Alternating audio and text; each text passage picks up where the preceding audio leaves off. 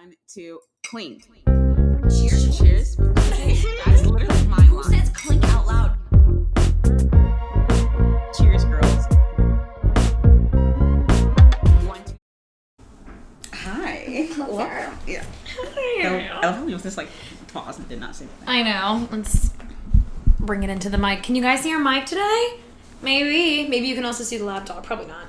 I'll You try probably and- adjusted it. I'll try and edit it out if I can. Tis alright. If not, sorry. Sorry. It's the last time you... No, it's not. It's the last time I'll see a video in this spot. Second to last Second to time. last time. Oh my god. Then we're on the up. The first thing we have to do when we move into our new apartment is set up a mini-sode space. Yeah. We're gonna give you guys like a full-blown YouTube style apartment tour with links and everything once we actually buy stuff, because we have not bought anything yet. No. So once that transactions occur, we'll do that video soon. But anyway, hello. Hi. Welcome. What's up? Harmony. Yeah. Okay, I can't do all that, but she can, so she'll do that. Today. What are we doing? Right now, cancel culture. Oh. So, ignore our hot messes. It's final season. Yes. So today we're talking about cancel culture, because I feel like for the last 4 years, 2016 starting especially, like cancel culture become like a huge thing.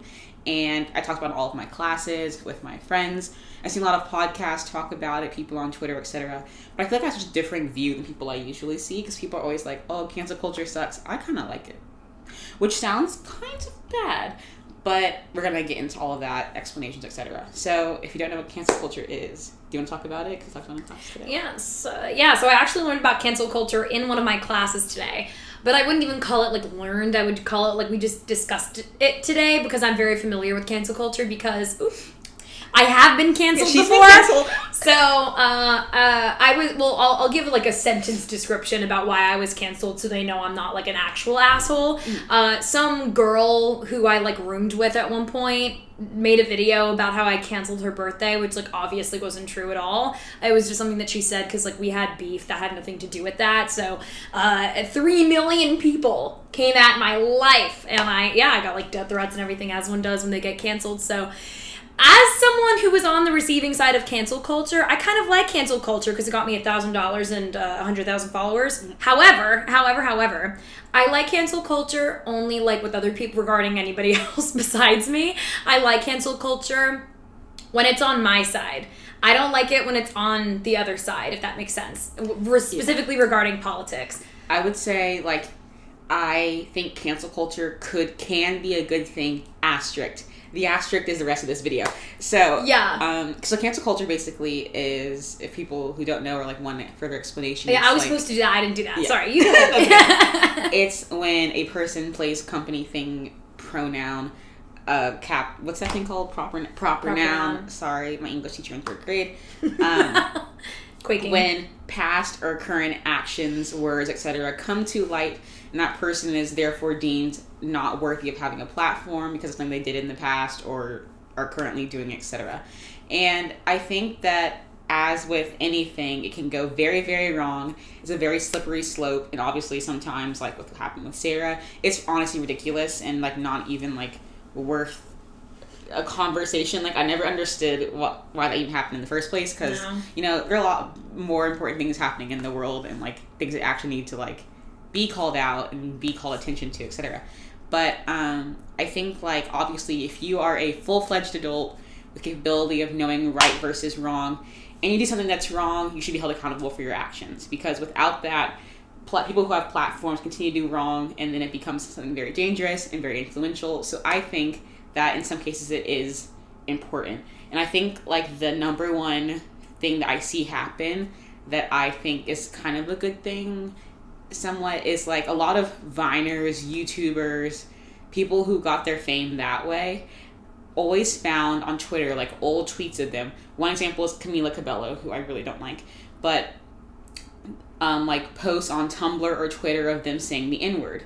And they weren't like 9 or 10. They were like 15, 16, 17, 18, even older, calling Obama a monkey or saying the N-word. And they rightfully got canceled for it. Because if you know what that word means, and like you understand the meaning of the word, you know how it hurts. So, like, my whole saying around, like, that kind of instance is, like, if I'm young enough to be hurt by it, you're old enough to know what that word means, the weight behind it, and that you shouldn't use it. Because, like, obviously not using it because you saw it on the dictionary. Like, you know what it means, you're using it for a reason. So, it's right for you to be held accountable for saying that. You can't be like, oh, I got caught now, so, like, I'm super sorry. I didn't know what it meant at the time. Like, you were 16 years old, you know? Like, you deserve to be held accountable for that. I feel like you're talking about that one boy who got accepted into Harvard and then got his application rescinded. Like, you guys ruined my life. Like, you ruined your life. Yeah. And, like, I think the thing with cancel culture is, like, yes, they're quote-unquote canceled, but it doesn't mean that they, like, lose their platform. It's like they're finally held accountable. So I would say accountable culture is what we should call it. Because I don't like the word canceled, but I like cancel culture the way you're describing it. Because I think the most successful example of quote-unquote cancel culture literally ever is Donald Trump, because he was canceled quote-unquote like in media, especially on leftist media, which is like taking over the media, which is a good thing in my opinion, for like a very long time. But in my opinion, what canceled culture should be rather than accountability culture is like taking away their platform entirely. So when someone is canceled nationwide or internationally, it should mean that they get their Twitter account taken away, or they get their TikTok taken away, or they get their Instagram, Facebook, like their entire platform, social media wise, media wise in general, because that includes television, movies, etc. They should get it all taken away. So I think when a lot of people say like, you're canceled, it's kind of like an empty threat, especially regarding celebrities. A lot of people say like celebrities are canceled. They're never going to be canceled, like Cindy just said. Chris Brown.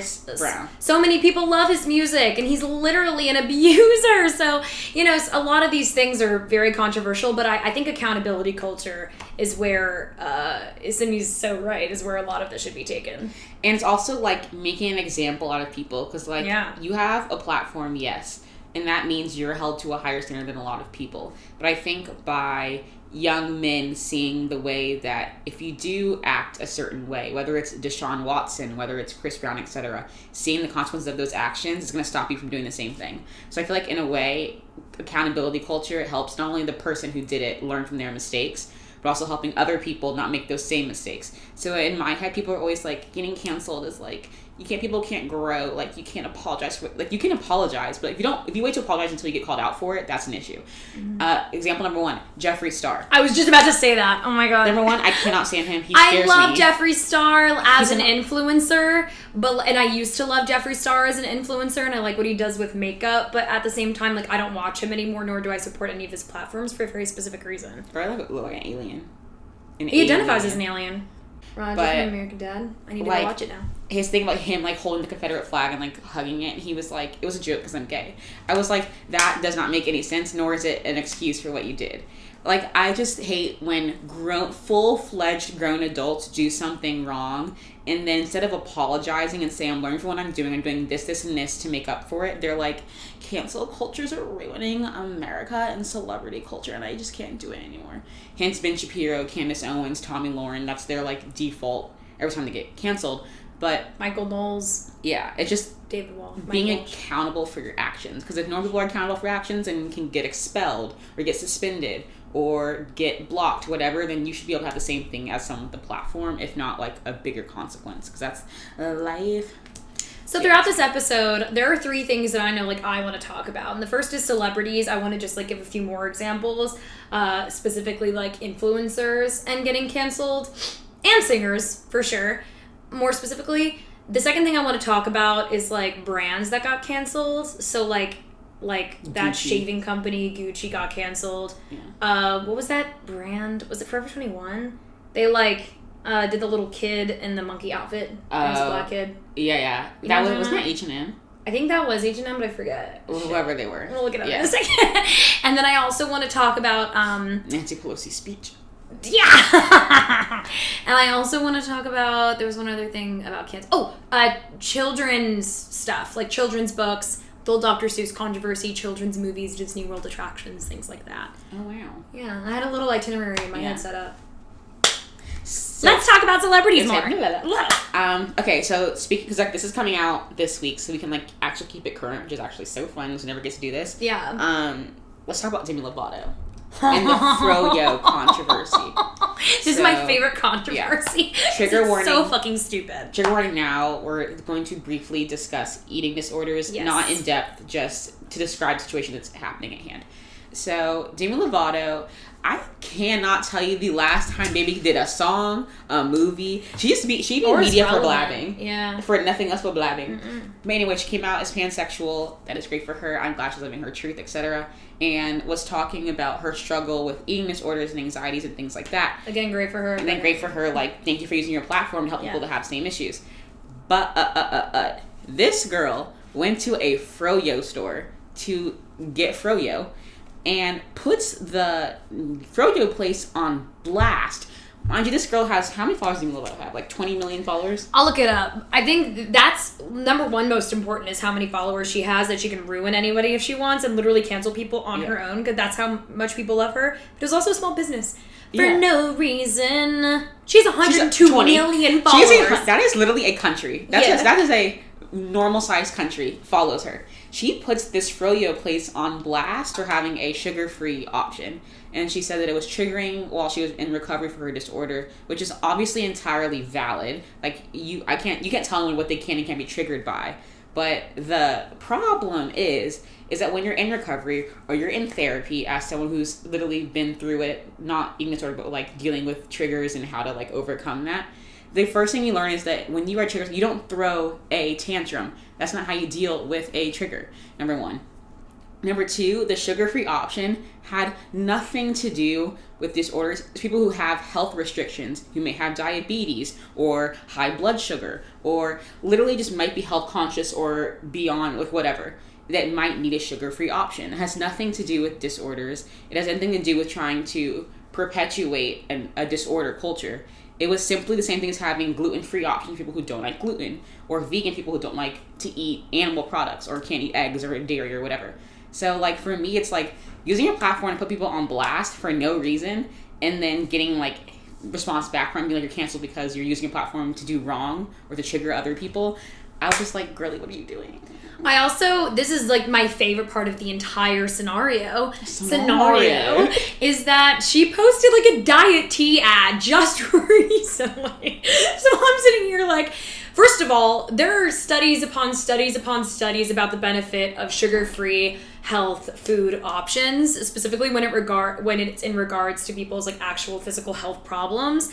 And also there are multiple studies in the same vein about diet tea and how bad it is for you and how like really, really, fucked up it can make your body. And she's over here promoting this thing because she's getting money, but then also using her platform to rain hell upon a small business because they had a health option. Yeah, like that just gets me. Huh? It gets me. Like, and also this is a really bad analogy. Like if you were walking down the street, really bad analogy, but I thought of it in my brain just now. If you were walking down the street, and let's say you, for whatever reason whatsoever, you get triggered by, like, crutches. But let's say you see someone walking down the street because they have a broken leg and they're wearing crutches. Are you gonna, like, take to social media and make, like, a video on blast about this one person because they're actually doing something for their physical health because you personally had, like, a problem with it or, like, you personally get triggered by it? Again, triggers are valid, but any psychologist, any therapist, anybody will tell you that is not the way to deal with getting triggered by something that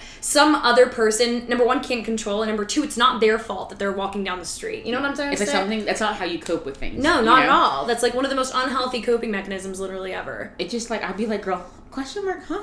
Yeah. But in also the same vein of like what's happened in the last few weeks is Addison Rae. So I am like on TikTok, not really, only because and then I get on and then I can't get off. But I don't follow any of the Charlie D'Amelio, Addison Rae, Bryce Hilton. I don't follow any of them. I'm just not interested in it. I don't see why they're interesting. I mean, people do love them, and that's completely valid. Like, they're talented, they're gorgeous, etc. I just, like, don't find it interesting. But the whole thing with, like, them going on Jimmy Fallon, or Addison Rae going on Jimmy Fallon and, like, performing all of these, like, black young creators' dances and doing them, like, half-assed and then getting paid and flown out to LA to, like, do it. People are, like, responding validly and saying, like, these young 13-year-old kids are making up these viral dances that have 3 billion videos about them and get no recognition whatsoever because Addison Rae or Charli D'Amelio wants to go, like, on their TikTok, you know, and then like finally they respond to the canceling, and instead of having the kids flown out to Jimmy Fallon perform the way that Addison did, they like put them on Zoom, and I was like, that's like such a half-assed way of like fixing the problem, because like it just goes back to show that you don't care. You just want to like make yourself seem like you're dealing with the issue, but it's not the problem at hand. It's you should be highlighting the creators, not people who are just capitalizing off of them, you know? Also, number one, they didn't, number one, it's upsetting because they only, like what Cindy was saying earlier, they only did that after they got called out for it, the half-assed attempt to make up for it. And number two, there are two major influencers here, i.e. Jimmy Fallon and Addison Rae, and neither of them at all even referenced any of the original creators of the dances. So, or even saying like, I didn't make this up. Yeah. Also, she was doing it so half-assed. I was like, yeah. She was like, meanwhile these kids are going all out. Nothing. Yeah, I can't. Yeah. Cancel. So, section number 2. We just talked about celebrities canceled, but probably the most like 2021 thing was brands being canceled. And the thing is, like, brands don't really get canceled, they get rebranded. And that's a big thing. Because, like, I think the first big, like, cancel culture brand shock was Nike and Colin Kaepernick, which, if you ask me, was the dumbest thing ever, which we'll go into in a second. But for those of you who don't remember, also recap, Colin Kaepernick decided to kneel during the national anthem of the 49ers game. I was reacting the way Republicans do. 49ers game, which he even consulted a veteran to ask to how to do it respectfully. But anyway, Nike endorsed Colin Kaepernick in his message. And so in response, people who found that disrespectful to kneel during the anthem, they burned Colin Kaepernick jerseys. They burned Nike shoes. Nike products in general. They were like holding boycotts and stuff. Yeah. Which to me, I just found comical for multiple reasons. Yes. The first being, you already bought the merchandise, so why should Nike care? Like, you couldn't burn, run over, poop on, spray paint. You already bought the shoes, and Nike's already gotten the money. You could blow your nose with the jerseys. Yeah. It just makes no sense because, I mean, Nike is a multi-billion-dollar brand. They literally do not care what you do. And also, this specific, and you go off on your other two. Oh, that was just it. Oh, okay, cool. Just that 3 times. I love it. Okay, so yeah, literally, that squared, no, what's it called? Cubed? Yeah, anyway. I mean, to the power. Cubed of the third, anyway. To the power. So, this specific, like, moment of cancellation is very interesting to me because, like, this was a cancellation done by the right, which I feel like is never really the case. Because I feel like a lot of, like, cancellations are done by people being insensitive and people being genuine assholes and not really the other way around. So, for me, like, this popularized moment in time, especially with such a big brand such as Nike, is very interesting to me just because I feel like it's never really done from the Republican side, solely like Republican, conservative, libertarian side. If you can't tell, we're in a political advertising class at NYU. Yes, we're also liberal. Yeah. So, beyond that, kind of on the flip side of things, there's been like a lot of rebranding around the use of identity and cultures as caricatures, like logos, things like that. And within that umbrella includes the Washington Redskins, which, like, I don't know how anyone ever thought that was okay and, like, went along with it. But the best part for me is that, like, they finally agreed to change the name, but didn't come up with an alternative. So just the Washington football team. Like, the Washington Red Tails. The Washington anything. Anything, literally. And they're like, no, we're just going to call it the football team. That's literally what they're called. That's what they're known as. Like, no think tank team could come together and think of something even, like, remotely clever. This girl came up with our podcast name in literally 2 milliseconds, let alone the name of a football team, which clearly none of us are really big fans of football. None of y'all could sit your butts down and, like, think about it for literally 3 minutes before just calling it the football team. I feel like that's a snarky choice. The best thing is, like, did no one see it coming? Like, usually you'd be like, let's have a team that's, like, preparing for transition for over, like, 5 years. Yeah. So you can, like, phase out jerseys, get new jerseys, branding. But they were like, no, we're just going to stop right now. Like, how did no one see that coming anyway? Yeah. So, like, and that, Jemima. the Cleveland Indians, something else racist. Yeah, so just, like, how'd you not see that coming? But, yeah. How did no one see Aunt Jemima coming? Yeah. That's what I'm most confused that's about. that's the best pancake mix and syrup. But the thing is, like, that I found so funny that Sarah and I were talking about is that, like, people on Twitter that, like, were on a certain side of the spectrum, the right side of the spectrum, I think this is the right side, actually. It's right for them. Yeah. They were like, Aunt Jemima would be so upset by this decision. She's not a real person. I don't know if anyone knows that. And, like, as a black person, Aunt Jemima, just add water, pancake mix with a drizzle of Aunt Jemima syrup is the best. But the thing is, like, they were even going to change the contents of the package. They was going to name her Sheila. My aunt's name is Sheila, so I thought that was kind of cute. But now it's, like, the something Miller Company. It's, like, something random.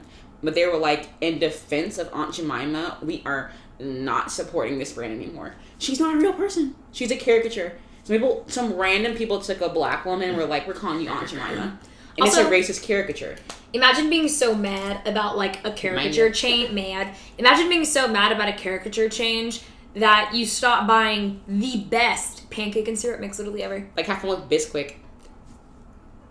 Bisquick is so bad. These have that you could, like, put water in and shake it in a can. Oh, That's so nasty. Hell no. But if you don't know, it's the Mammy caricature. Yeah. And it's just like, why? But, okay, so going past that. Speaking of, like, caricatures. Yeah. Characters. So, this, like, recent influx of the changing of kids' toys.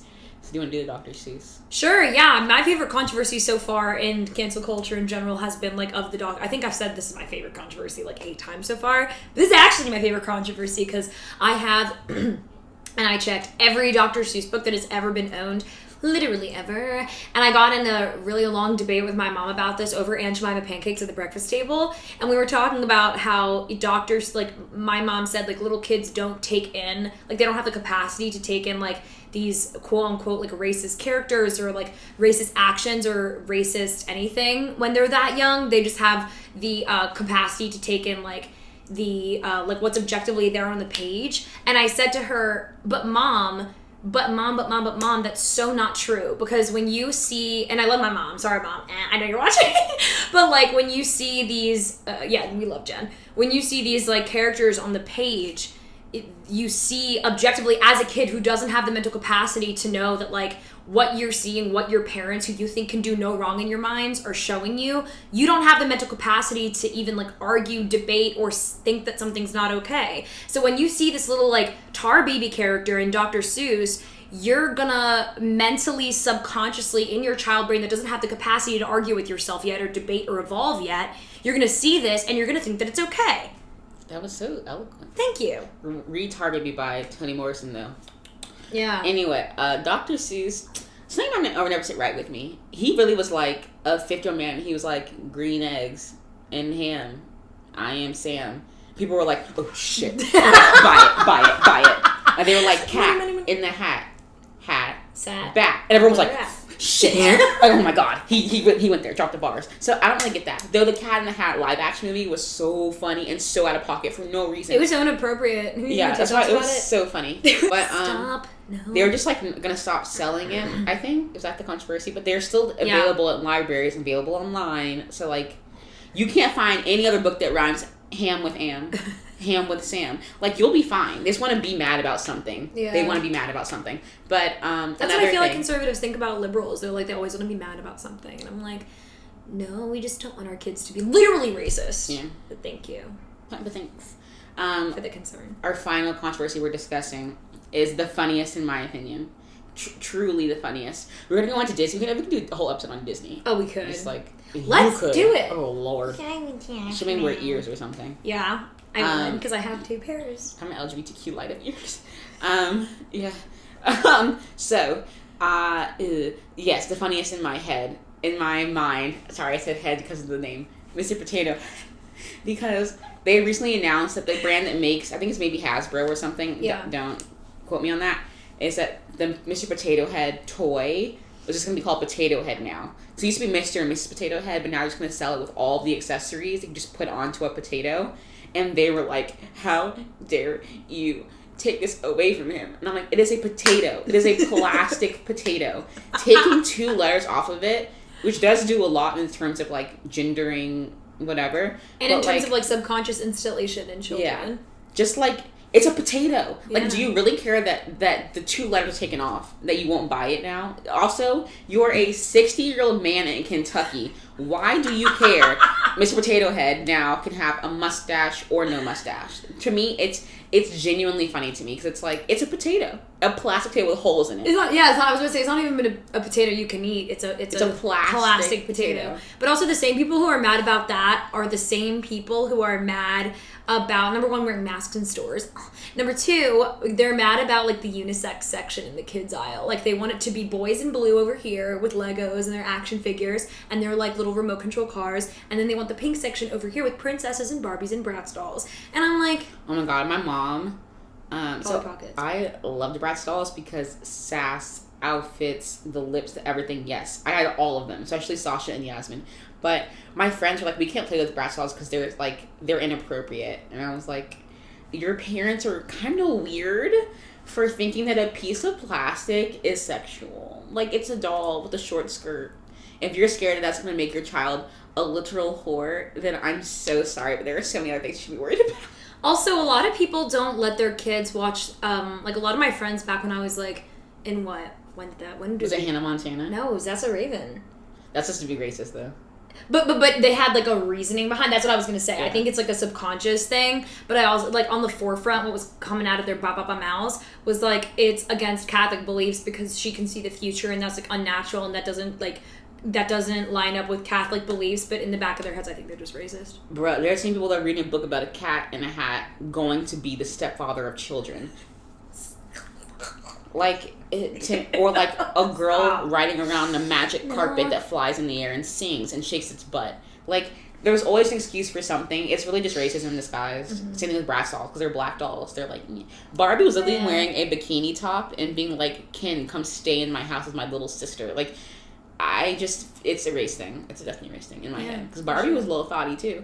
So. Barbie had this is why every single 60-year-old male Kentucky man liked Barbie. It's because she had her little candy nurse outfit on and her little jet blue, like, every single outfit that Barbie had is a male kink. Yeah. I swear to God. Barbie's a male kink and it's a kid's toy. Yeah. So Barbie was okay, but God forgive it, it's a Bratz doll. Cause she has no... And they were, my favorite. I remember so clearly. One of my friend's moms said that they couldn't play with Bratz because it was unrealistic standards for women. They didn't have a nose. Like, of course it's not a standard. They don't have noses. It is eyes and a mouth. I'm sorry, your daughter afraid to cut off her nose. Like, I'm sorry. I thought it was the dumbest thing ever. Also, that same standard is like those kids will have Barbie. And you're like, Barbie's literally goes... Yeah. What's the standard? Not having a nose? Yeah, being a kid's toy. I don't understand that a lot, for sure. Like, I think they should make more, like, curvy, weight realistic dolls. They if that's like they do now more, but I think they should make even more now. But if you're saying that, like, if you're singling out Bratz dolls, it's something more subconscious than just like, oh, they don't fit the standard of realistic women. Because, like, I have a 2-year-old brother and he's not sitting there going, wow, is this toy designed to make me realize that I am a sexual being? He's eating the foot off of it. Like, he's literally chewing on it like it's a piece of chicken. Yeah. So, like, I don't think he really is, like, thinking into that. So I think it's a little weird that parents, like, impress that upon the children. Wait, watch me do my Barbie compression. My Barbie compression. Hold on. Hello, everyone. Keep your hands and feet inside the vehicle while we ride down the toy aisle. Thanks, and have a great day. Come on. She does impressions all day long. That was so good. This girl retained... That was good. Yeah. She retains every lyric, every line to the most random kids' movies. She quoted an entire song from School of Rock today, and I was like, what? Yeah. Okay. Thank you guys so much for watching. That's about it for today. You can go listen to us on Spotify, Apple Podcasts, iHeart in general. I was trying to say, like, Apple Music, Apple Media, Apple Podcasts, Apple Media, iHeart Podcast. I don't know. iHeart Radio. Go follow our Instagram at Crying in Public Podcast and our YouTube at the same name. Go follow us on Spotify and iHeart and Apple Podcasts, wherever you get your podcasts. You can go follow our YouTube at Crying in Public Podcast and our Instagram at the same name and our TikTok at the same name. And that's it, right? Okay. Follow our YouTube at Crying in Public. You said. Follow our YouTube. Subscribe You to our said YouTube. at Crying in Public. Oh. Okay, whatever. I Anyway, can't. bye. Yeah, I'm saying. Mwah. Goodbye. Goodbye. Goodbye. 1, 2, 3, blink, or 1, 2, blink. 1, 2, 3, cheer. Welcome to Crying in Public.